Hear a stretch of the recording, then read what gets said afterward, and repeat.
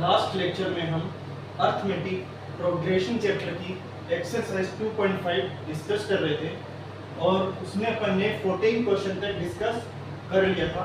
तो आज हम डिस्कस कर रहे हैं क्वेश्चन नंबर 15।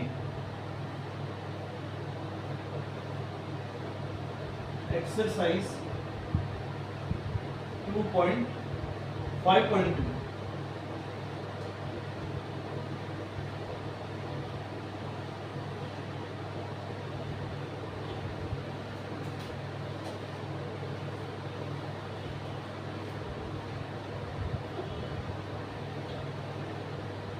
क्वेश्चन नंबर 15 है, for what value of n are the nth term of 2ap are equal. और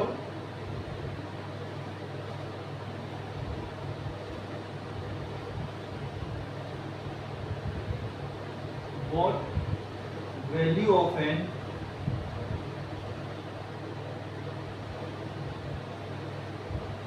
are the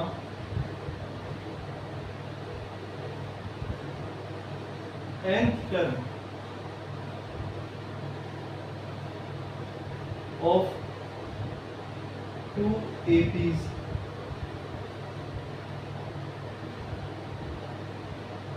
फर्स्ट एपी दी हुई है 63, 65, 67 एंड सेकंड एपी दी हुई है 3, 10, 17। ये इक्वल। तो इसमें अपन को ये बताना है कि n की कौन सी वैल्यू के लिए ये दो जो एपीज दी हुई है उसमें nth टर्म इक्वल है। nth term of the two जो एपीज दी हुई है वो उसमें इक्वल है। n की कौन सी वैल्यू के लिए जो nth टर्म की आ रही है वो आपस में इक्वल है। ये इसमें इस क्वेश्चन में अपन को बताना है।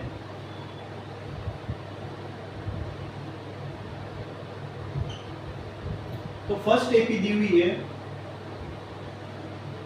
वो अपने पास है 63, 65, 67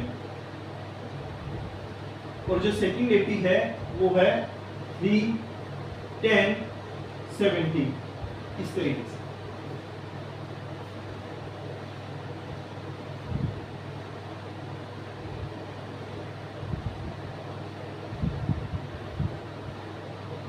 तो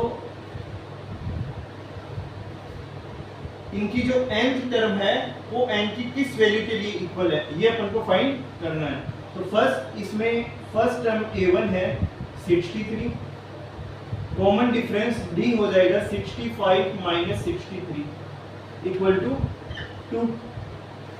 तो इनकी जो nth टर्म आएगी वो क्या आ जाएगी, an इक्वल टू होता है a1 plus n minus 1 into d। a1 है 63 plus n minus 1 into d। d की वैल्यू कितनी है 2, d की वैल्यू है 2। तो ये कौन सी टर्म है an, ये आ जाएगी nth टर्म। an हो जाएगा 63, ये हो जाएगा 2n minus 2, 2n minus 2। an equal to ये आ जाएगा 2n 63 माइनस 2 कितना बच जाएगा 61। तो इनकी जो nth टर्म आएगी nth टर्म आ जाएगी 2n प्लस 61, ये आ जाएगी nth टर्म। तो ये हो जाएगी इक्वेशन फर्स्ट। अब ये जो सेकंड एपी दी हुई है, सेकंड एपी ये दी हुई है 3, 10, 17, 3, 10, 17। तो इसमें अपन nth टर्म फाइंड करते हैं। फर्स्ट टर्म a1 है 3, कॉमन डिफरेंस है 10 माइनस 3 7। तो an हो जाएगा an equal to a1 plus n minus 1 into d। an equal to a1 first term है 3 plus n minus 1 into d। d की value है 7। 3 प्लस ये हो जाएगा 7n माइनस 7 an हो जाएगा, ये है 7n, 3 पॉजिटिव में है और 7 नेगेटिव में है, तो -4 बच जाएगा, 7n माइनस 4, तो ये हो जाएगी इक्वेशन सेकंड। अब ये भी क्या है, ये इस एपी की nth टर्म है, इस एपी की nth टर्म इतनी आएगी और इस वाली एपी की nth टर्म आएगी इतनी। ये आ रही है nth टर्म इस एपी के लिए और इस एपी की nth टर्म है ये। तो n की किस वैल्यू के लिए ये जो दोनों टर्म है, ये दोनों जो nth टर्म है वो आपस में इक्वल है, तो अपन क्या करेंगे, इन दोनों टर्म को आपस में इक्वल कर देंगे।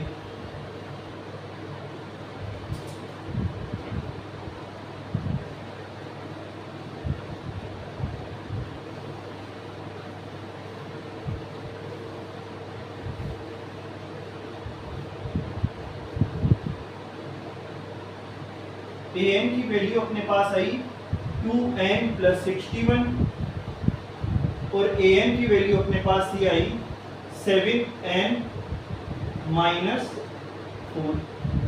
दो वैल्यू आई अपने पास, दो एपी सीरीज से दो nth की वैल्यू, nth टर्म की वैल्यू आ गई। अभी आपस में क्या है, इक्वल है, तो 2n plus 61 equal to 7n minus 4, दोनों बराबर कर दिए अपन ने ये दोनों। अब ये 4 इधर आएगा तो 61 प्लस 4 हो जाएगा और 2n उधर जाएगा तो माइनस हो जाएगा, 7n माइनस 2n, तो ये हो जाएगा 65 और ये हो जाएगा 5n, तो n की वैल्यू कितनी आ जाएगी, 65 डिवाइड बाई 5, तो n इक्वल टू आ जाएगा 30, n की वैल्यू आ जाएगी 30। तो जो 13 टर्म आएगी इस एपी में, जो 13 टर्म आएगी और इस एपी में जो 13 टर्म आएगी, तो जो वैल्यू आएगी वो आपस में क्या होगी, इक्वल होगी, तो n की वैल्यू आ जाएगी। इसमें ये पूछ रहा है किस n की वैल्यू के लिए इनकी nth टर्म बराबर है, तो 13 जो टर्म आएगी, उस 13 जो टर्म आएगी इस एपी में और इस एपी में, तो दोनों आपस में क्या है, इक्वल होगी।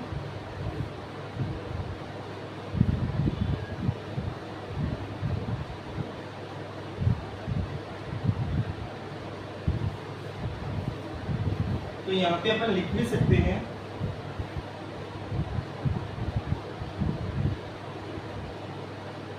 Thirteen term of both APs are equal. जो 13 टर्म आएगी वो दोनों एपीज में क्या होगी, इक्वल हो जाएगी, तो ये हो जाएगा इसका answer.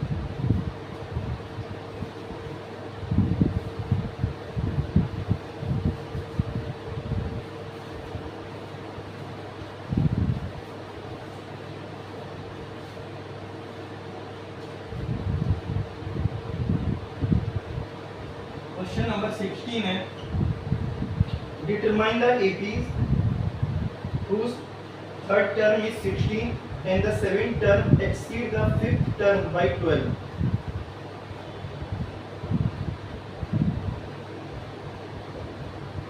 Determine the AP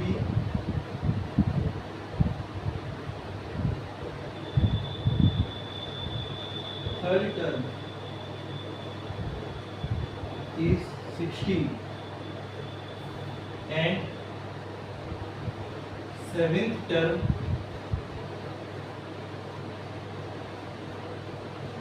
exceed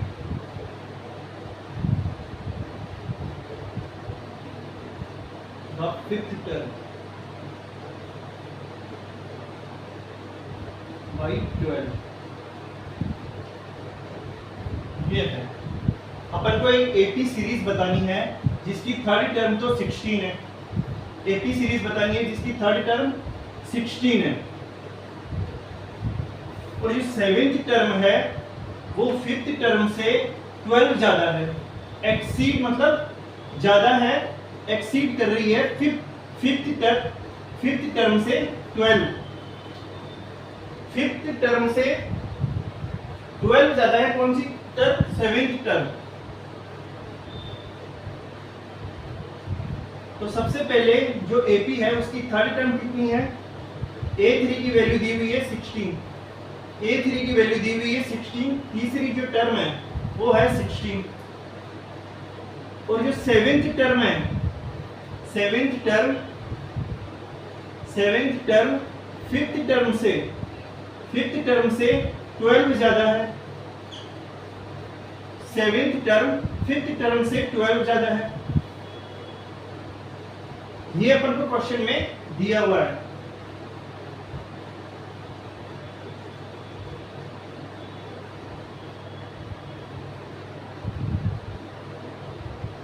तो अपन क्या करते हैं, सबसे पहले थर्ड टर्म दी हुई है 16, इसको फाइंड करते हैं। तो A3 इक्वल टू हो जाएगा A1 plus n minus 1 into D, A1 plus 3 minus 1 into D. D क्या है? Common difference. तो A3 हो जाएगा A1 प्लस 2D, और A3 की वैल्यू कितनी है? 16, तो यहाँ पे पुट कर सकते हैं अपन 16 equal to A1 plus 2D।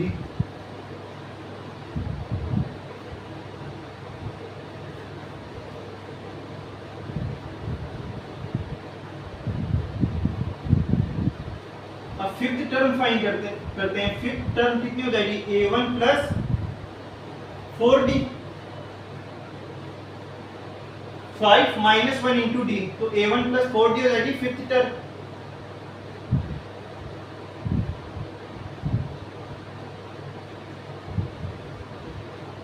और सेवेंथ टर्म कितनी हो जाएगी? सेवेंथ टर्म हो जाएगी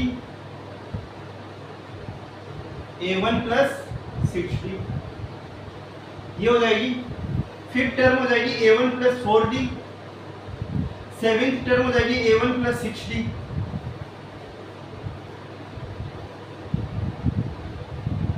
तो अपन इसको क्या करते हैं, इस इक्वेशन में पुट करते हैं। अपने पास फिफ्थ टर्म आई A1 plus 4D, seventh term हो जाएगी A1 plus 60, n minus 1 D आता है। an जब अपन फाइंड करते हैं तो A1 प्लस n माइनस 1 एक कम होता है, तो यहाँ पे फिफ्थ टर्म निकाल रहे हैं तो यहाँ पे 4D आ जाएगा, सेवेंथ टर्म में यहाँ पे 60 आ जाएगा। अब अपने पास दिया हुआ है A7 equal to A5 plus 12, तो A7 की वैल्यू कितनी है? A1 plus 60 equal to A5 की वैल्यू कितनी है? A1 प्लस 4D, तो ये हो जाएगा A1 प्लस 4D। A5 की वैल्यू है A1 प्लस 4D प्लस 12, ये है। अपन ने इस इक्वेशन में A7 equal to A5 plus 12 है, इसमें A7 की वैल्यू पुट कर दी और A5 की। अब इसको सोल्व करते हैं। अब इधर भी A1 है और इधर भी A1 है, कैंसिल हो जाएगा। इस A1 से ये A1 कैंसिल हो जाएगा।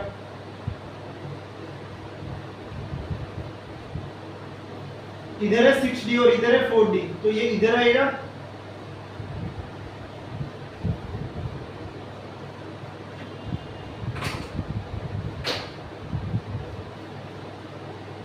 ये कैंसिल हो जाएगा, ये है 6D तो इधर आएगा तो ये 4D माइनस में आ जाएगा, इक्वल टू इधर है ये 12, तो ये हो जाएगा 6D minus 4D, 2D equal to 12। तो D की वैल्यू आ जाएगी 12 डिवाइड बाई 2, तो D की वैल्यू कितनी आ जाएगी? 6 आ जाएगी।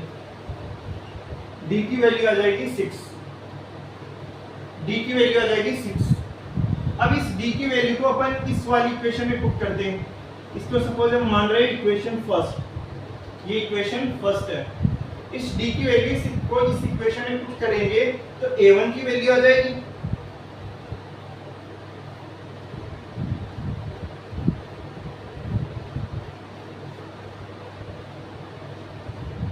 D आया अपने पास 6,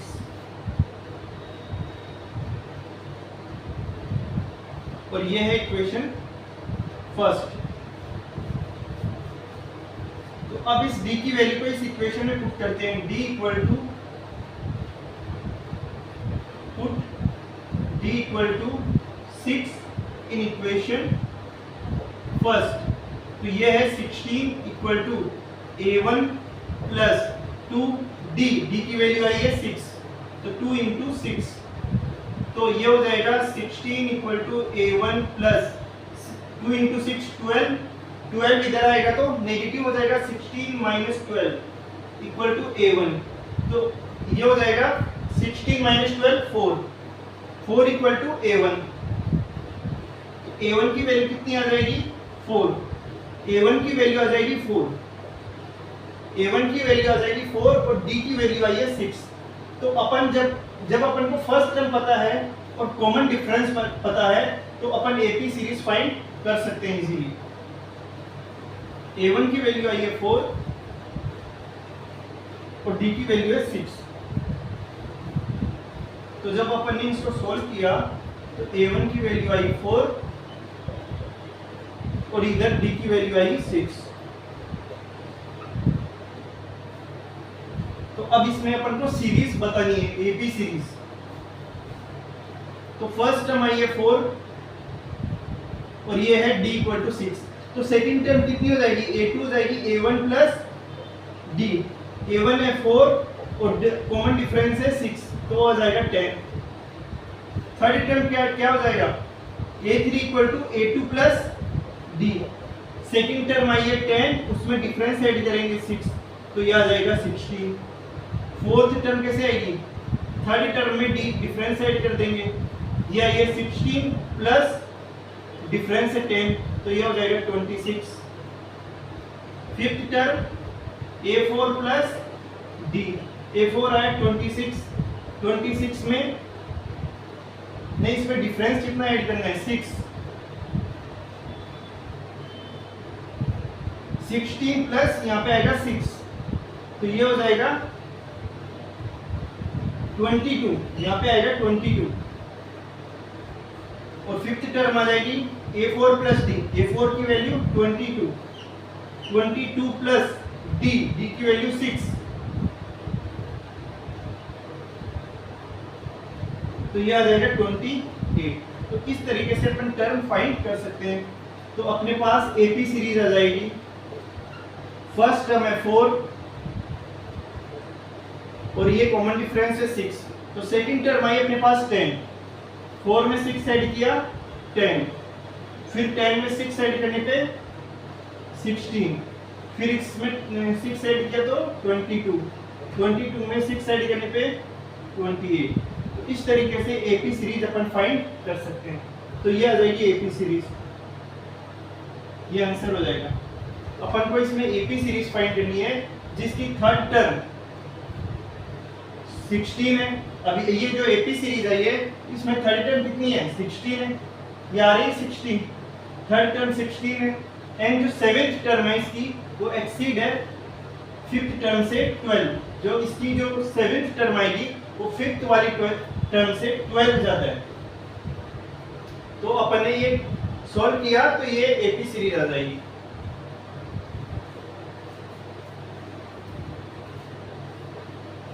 इस तरीके से अपन AP सीरीज फाइंड कर सकते हैं यदि अपने पास फर्स्ट टर्म है और कॉमन डिफरेंस है।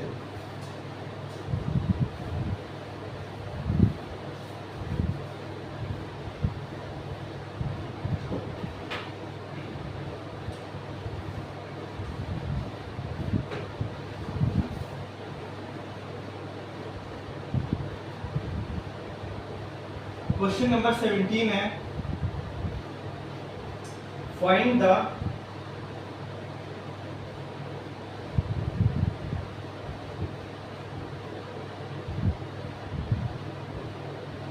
Quantity term from the last term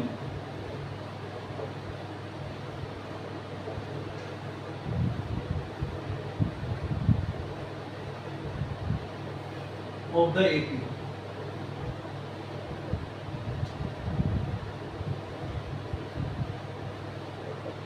3, 8, 13, जैसे ये सीरीज दी हुई है 253। ये जो AP सीरीज दी हुई है इसमें अपन को 20वीं टर्म अपन को फाइंड करनी है कहां से, लास्ट टर्म से, फ्रॉम द लास्ट टर्म। तो ऐसा क्वेश्चन अपन ने एग्जाम्पल में भी सॉल्व किया था, जिसमें अपन को लास्ट से टर्म निकालनी थी।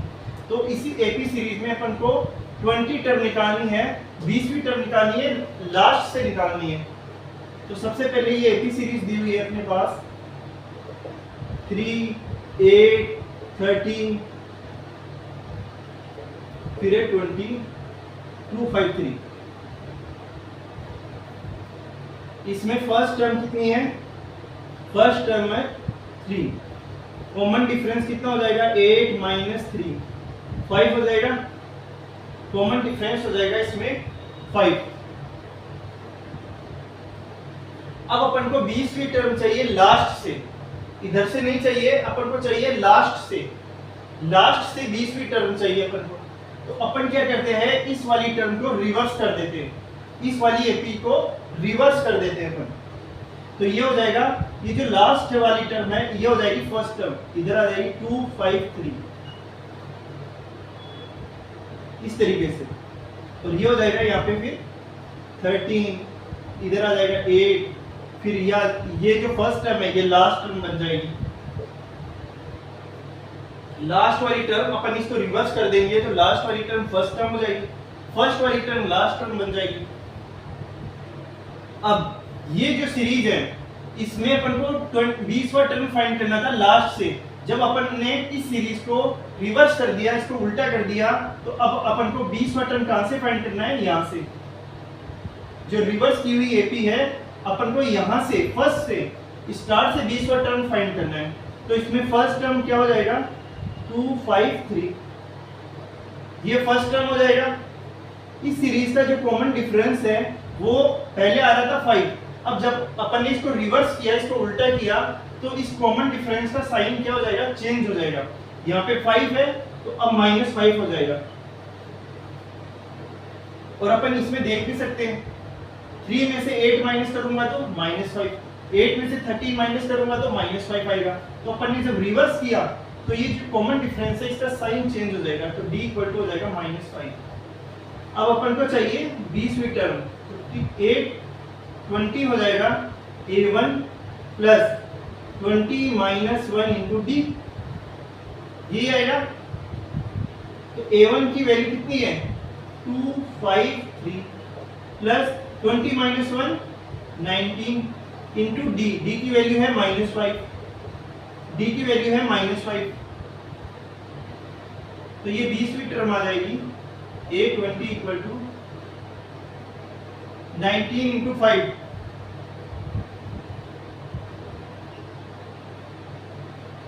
95, ये हो जाएगा 253 माइनस 95, क्योंकि माइनस में है।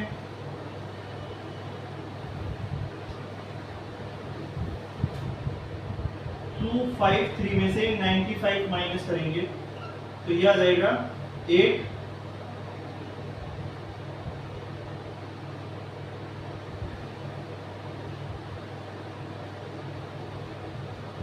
158, तो इसकी वैल्यू आ जाएगी 158, A20 आ जाएगा 158, तो A20 की वैल्यू आ जाएगी 158, A20 की वैल्यू कितनी आ जाएगी? 158।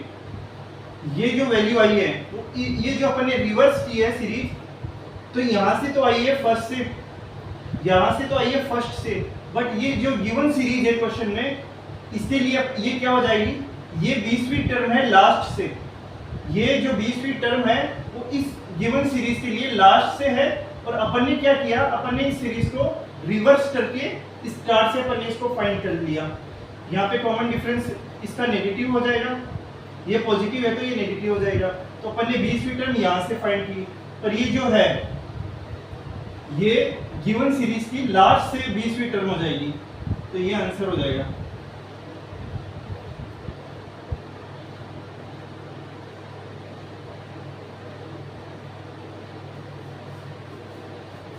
इसका आंसर हो जाएगा 158।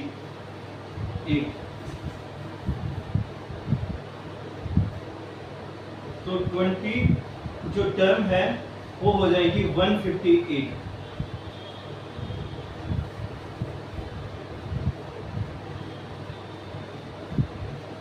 ये हो जाएगी। तो ये 20 टर्म कौन सी हो जाएगी? 158 हो जाएगी। कहां से? लास्ट से, फ्रॉम लास्ट।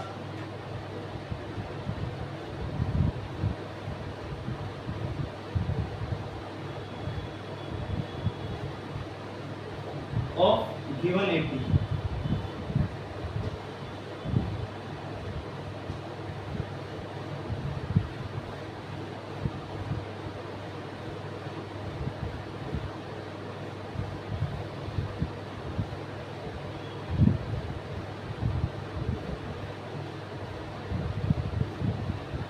जो 20 टर्म, ये जो है 20 टर्म हो जाएगी लास्ट से, तो जो AP दी हुई है उस वो हो जाएगी 158। तो ये हो जाएगी 20वीं टर्म लास्ट से 158।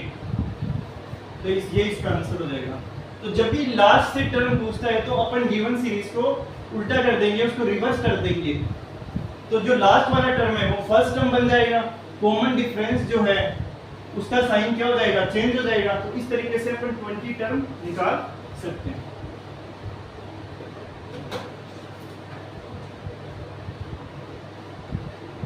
क्वेश्चन नंबर 18 है, the sum of the fourth and eight term of an AP is 24। Question number 18 में दिया हुआ है, सम दिया हुआ है और फोर्थ एंड एट टर्म का।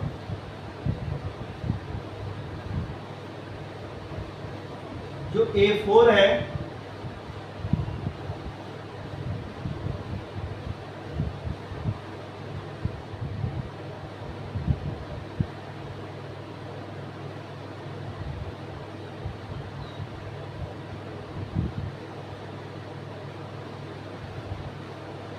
A4 का मतलब क्या हुआ? A4 का मतलब हो जाएगा फोर्थ टर्म। तो इसमें बोल रहा है कि fourth term and eighth term A8 है, वो है 24। एक AP सीरीज दी हुई है। AP सीरीज अपन को बतानी है। ये बोल रहा है कि जो AP सीरीज है उसका जो फोर्थ टर्म है और एट्थ टर्म है उसका जो समेशन है वो 24 है,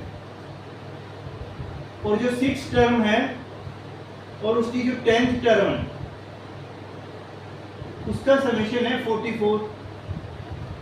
तो इसमें बोल रहे हैं find the first 3 term, find first 3 term of AP।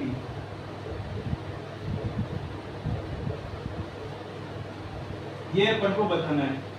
एक AP सीरीज है, AP सीरीज है जिसमें फोर्थ टर्म और एट टर्म का समेशन 24 है और सिक्स टर्म और 10 टर्म का समेशन 44 है। ये दिया हुआ है, ये क्वेश्चन में दिया हुआ है। और अपन को क्या बताना है? अपन को बताना है फर्स्ट 3 टर्म कौन सी है उस AP सीरीज की। तो अपन इनको क्या करते हैं? सॉल्व करते हैं। A4 का मतलब होता है A1 प्लस 3D। A4 का मतलब हुआ A1 प्लस 3D। ये हो जाएगी फोर्थ टर्म। जब अपन को n चाहिए तो n-1 इंटू डी आता है, 4 चाहिए तो 3D आ जाएगा। 8 क्या हो जाएगा? A8 की वैल्यू हो जाएगी A1 प्लस 7D।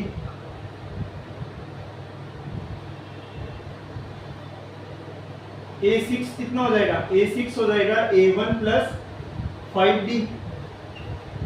और A10 कितना हो जाएगा? A10 हो जाएगा A1 प्लस 9D। ये हो जाएगा।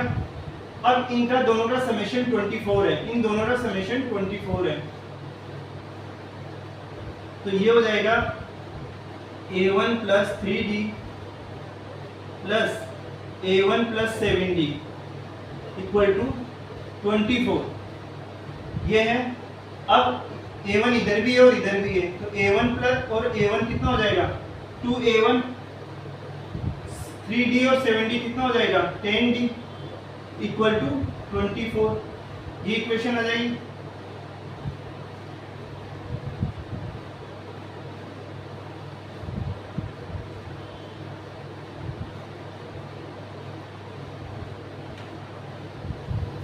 अब इसको सॉल्व करते हैं। तो A6 प्लस A10 44 है। A6 की वैल्यू है A1 प्लस 5D, फिर है प्लस A10 कितना है A1 plus 9D equal to 44।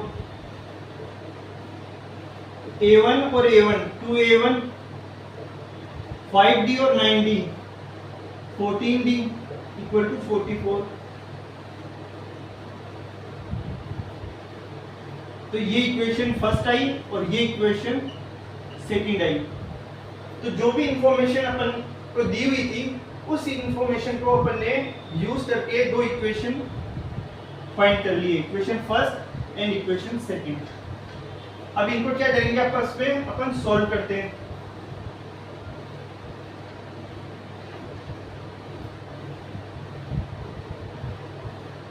तो ये दो इक्वेशन अपने पास अभी आ गई है।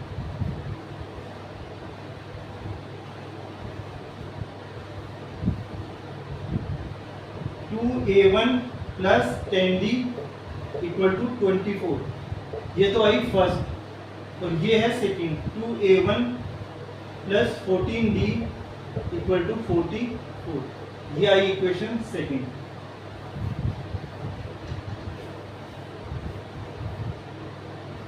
अब अपन इक्वेशन सेकंड में से इक्वेशन फर्स्ट को माइनस करते हैं। इक्वेशन सेकंड में से माइनस करेंगे इक्वेशन फर्स्ट को। सेकंड ये है तो लेफ्ट साइड वाली वैल्यू लेफ्ट साइड से माइनस हो जाएगी और राइट वाली राइट से। तो 2A1 प्लस 14D इसमें से माइनस हो जाएगा 2A1 plus 10D equal to 44 minus 24। 2A1 plus 14D, इधर माइनस है तो साइन क्या हो जाएगा, चेंज हो जाएगा। तो ये हो जाएगा minus 2A1 minus 10D equal to 44 में से 24 माइनस करेंगे तो 20 आ जाएगा। 2A1 यहाँ पे पॉजिटिव में है, यहाँ पे नेगेटिव में है, तो ये कैंसिल हो जाएगा। 14D में से 10D माइनस करने पे 4D बच जाएगा। 4D इक्वल टू 20, तो D की वैल्यू कितनी आ जाएगी 20 डिवाइड बाई 4 इक्वल टू 5। तो D की वैल्यू अपने पास आ जाएगी 5। अपन ने इन दोनों इक्वेशन को सॉल्व किया तो D की वैल्यू आ जाएगी 5। अब इस D की वैल्यू को अपन कोई भी इक्वेशन में पुट करेंगे तो A1 की वैल्यू आ जाएगी। तो अपन क्या करते हैं, put D equal to 5 in equation first equation में अपन पुट करते हैं। तो ये है 2A1 plus 10D 10 into 5 equal to 24। तो ये हो जाएगा 2A1 प्लस ये हो जाएगा 10 into 5 50 equal to 24। 2A1 equal to 24 minus 50, 24 में से 50 माइनस करना है तो ये आ जाएगा 2A1 इक्वल टू, ये माइनस में 26 बच जाएगा।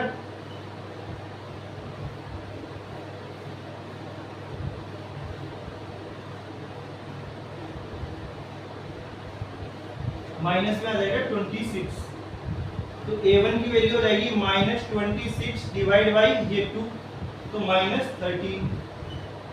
13 आ जाएगा। तो A1 की वैल्यू कितनी आई माइनस 13।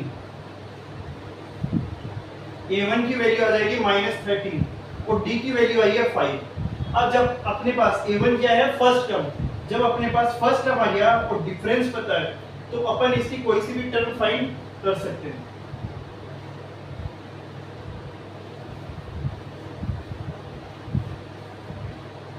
A1 आया माइनस 13 और D अपने पास है 5, D की वैल्यू है 5।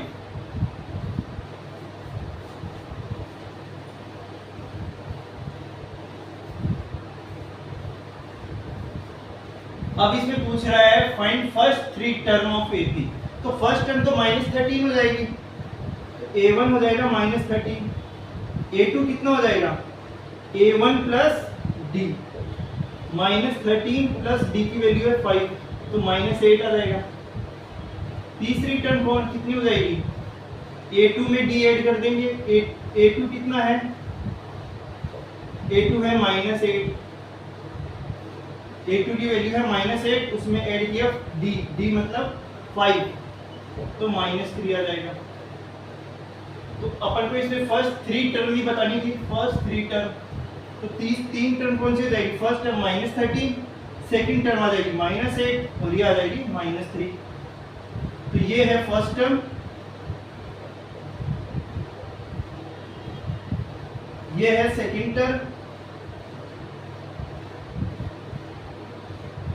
और ये है थर्ड टर्म। तो इस तरीके से अपन फाइंड कर सकते हैं। अपन को जो इंफॉर्मेशन दी हुई है उनको अपन ने सॉल्व किया, तो A1 और D की वैल्यू आ गई, A1 और D पता चल गया, तो अपन इसमें कोई सी भी जो टर्म है वो फाइंड कर सकते हैं। तो फर्स्ट टर्म आ रही, सेकंड टर्म और थर्ड टर्म। सीरीज की फॉर्म में हो जाएगा -13, फिर है -8, -3, इस तरीके से ये सीरीज बन जाएगी, AP सीरीज। तो इस तरीके से अपन 3 टर्म फाइंड कर सकते हैं।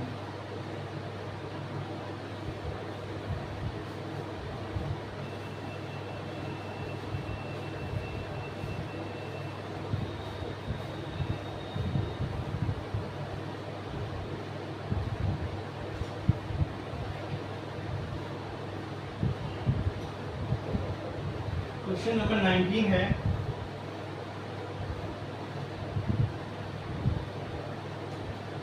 Subha Rao started work in 1995.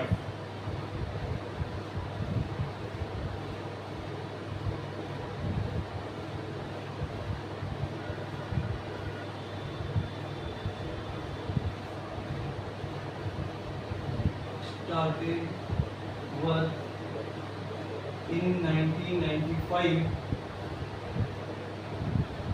at annual salary of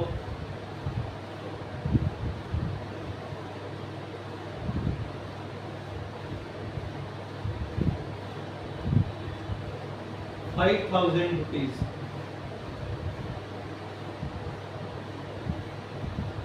and received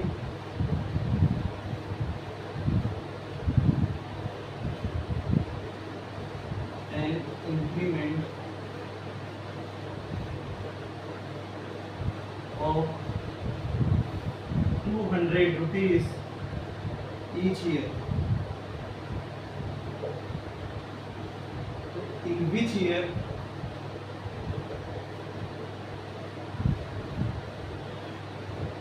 did his income ₹7,000?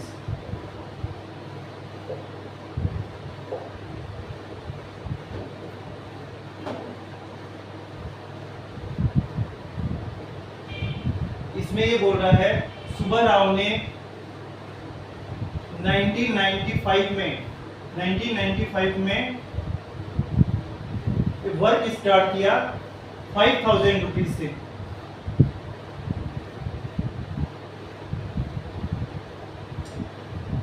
जिसमें उसकी एनुअल सैलरी थी 1995 में ₹5,000। राव ने 1995 में जब यह वर्क स्टार्ट किया और उसमें उसे सैलरी मिल रही थी ₹5,000। बाद में उसे इंक्रीमेंट मिल रहा था ईच ईयर में ₹200 का, ₹200 ईच ईयर मीन्स ₹200 उसके हर साल क्या हो रहे थे, बढ़ रहे थे, इंक्रीमेंट मिल रहा था उसे ₹200 का। फिर ये पूछ रहा है कि उसकी जो इनकम है वो ₹7,000 कौन से ईयर में हो जाएगी, इन विच ईयर, कौन से ईयर में उसकी जो सैलरी है वो ₹7,000 हो जाएगी। तो 1995 में उसकी सैलरी कितनी थी, ₹5,000। 1995 में पहले साल में उसकी सैलरी थी इतनी। फिर जब सेकंड ईयर आया तो उसमें उसकी सैलरी कितनी हो रही, वो ₹200 से बढ़ गई, इंक्रीमेंट हो गया ₹200 का। तो अब सैलरी कितनी हो जाएगी, ₹5200। फिर तीसरे साल में उसकी सैलरी हो जाएगी ये ₹5400। फिर ₹200 बढ़ रहे हैं हर साल, तो ये पूछ रहा है कि ये कौन से ईयर में 7,000 रुपीज हो जाएगा। ये जो सैलरी थी ये 1995 में थी, ये 1995 में थी, ये 1996 में हो जाएगी, ये 1997 में हो जाएगी, ये हो जाएगी 1997 में इतनी हो जाएगी। तो ये कौन से ईयर में 7,000 रुपीज हो जाएगी, ये इस क्वेश्चन में पूछ रहा है। पहले साल में थी 5,000, फिर नेक्स्ट ईयर हुई 5200 रुपए, फिर 5400 रुपए, तो ये 7,000 रुपीज कौन सी ईयर में हो जाएगी ये पूछ रहा है इसमें। तो अपन क्या करते हैं,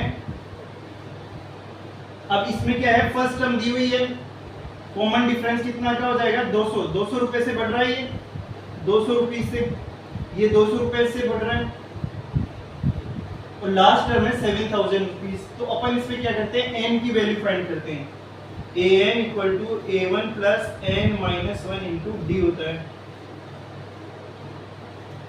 अब इसमें a1 की वैल्यू कितनी है 5,000, डिफरेंस की वैल्यू कितनी है 200 रुपीज, 200 से बढ़ रहा है तो डी आ जाएगा 200, और जो लास्ट टर्म है वो है 7,000। तो ये वैल्यू अपन इसमें पुट करते हैं, an की वैल्यू है 7,000, a1 first 5,000, n minus 1 into difference, difference है 200 रुपए का, 7,000 इक्वल टू 5,000 प्लस ये हो जाएगा 200 n माइनस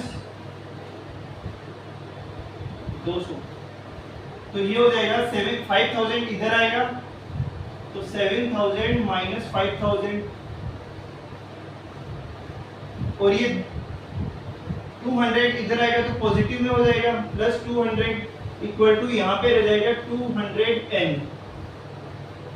तो 7,000 में से 5,000 माइनस हुए तो 2,000 बच जाएंगे, 2,000 में 200 ऐड करने पे कितना हो जाएगा 2,200, 2,200, 7 में से 5 2,000 और 2,000 में 200 ऐड किए तो 2,200 इक्वल टू यह आ जाएगा 2,200n। तो n की वैल्यू कितनी आ जाएगी, n की वैल्यू आ जाएगी 2,200 अपॉन 200 डिवाइड बाई 200, 20 से 20 कैंसिल, तो n की वैल्यू आ जाएगी 11। अब n की वैल्यू 11 आ गई है, n की वैल्यू आ जाएगी 11।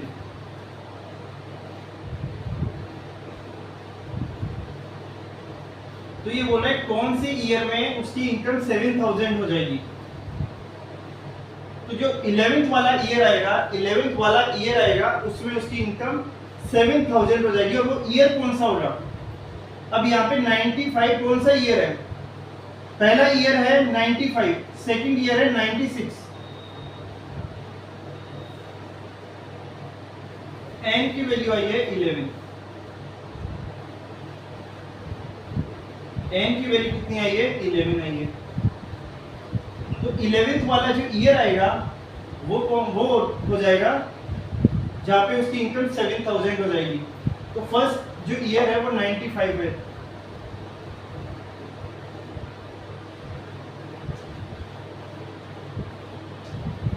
कि 95 से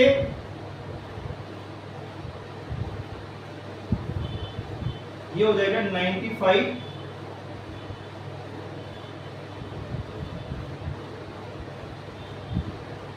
11 माइनस 1 2005। तो जो 2005 आएगा उसमें उसकी इनकम 7,000 हो जाएगी, क्योंकि ये क्या है 95 से 2005 तक कितने साल हो जाएंगे 11 साल हो जाएंगे, क्योंकि उसमें 95 भी इंक्लूड है। 96 से लेके 2005 तक तो 10 साल हो गए, 96 से 2005 तक कितने हो गए 10 साल, और 95 भी उसमें इंक्लूड है, तो टोटल कितने हो जाएंगे 11 ईयर। तो यहाँ पे n की वैल्यू आई थी 11, तो 11th जो ईयर था वहां पे 7,000 हो जाएगी, और जो 11th ईयर होगा वो 2005 होगा। 2005 में 2005 आएगा, क्योंकि इसमें 95 वाला ईयर भी इंक्लूड है। तो यहां से अपन अगर 11th ईयर काउंट करें तो वो आ जाएगा 2005। जैसे 95 है, 96, 97, 8, 99, 2000, 2001, 2002, 2003, 2004, 2005। तो ये वाला 11th ईयर होगा, ये हो जाएगा first, second, third, fourth, fifth, six, 7, 8, 9, 10, 11। तो ये जो 2005 है वो वाला 11 ईयर होगा। अब ऐसे नहीं कि 95 में आप 11 ऐड कर रहे हैं, क्योंकि यहाँ पे क्या है 95 वाला जो ईयर है वो भी काउंट हो रहा है, इसलिए 2 एक इसमें से माइनस हो जाएगा, 1 इसमें से माइनस हो जाएगा, क्योंकि 95 वाला भी काउंट हो रहा है। तो इसलिए 2005 वाला जो ईयर है, वो जो 2005 वाला ईयर है वो 11th ईयर आएगा। तो इसका आंसर हो जाएगा 2005। इन विच ईयर हिज इनकम 7,000, तो इसमें आ जाएगा 2005। 95 से 2005 तक अपन काउंट भी कर सकते हैं, तो ये आ जाएगा 11th ईयर। अपन ने माइनस इसलिए किया क्योंकि 95 वाला ईयर भी इसमें काउंट हो रहा है। इस तरह से अपन ये क्वेश्चन सॉल्व कर सकते हैं। और अपन यहाँ लिख भी सकते हैं इन विच ईयर, तो इन 2005 his income will be 7,000 rupees। ये तो 2005 में यहाँ पे ईयर भी लिख सकते हैं। 2005 में अपन 7 उसकी इनकम हो जाएगी 7,000, एन की वैल्यू आई है 11, तो अपन उसमें क्या करेंगे 95 में अपन 11 माइनस 1 को ऐड कर देंगे। 1 माइनस इसलिए किया क्योंकि 95 वाला ईयर भी इसमें काउंट हो रहा था।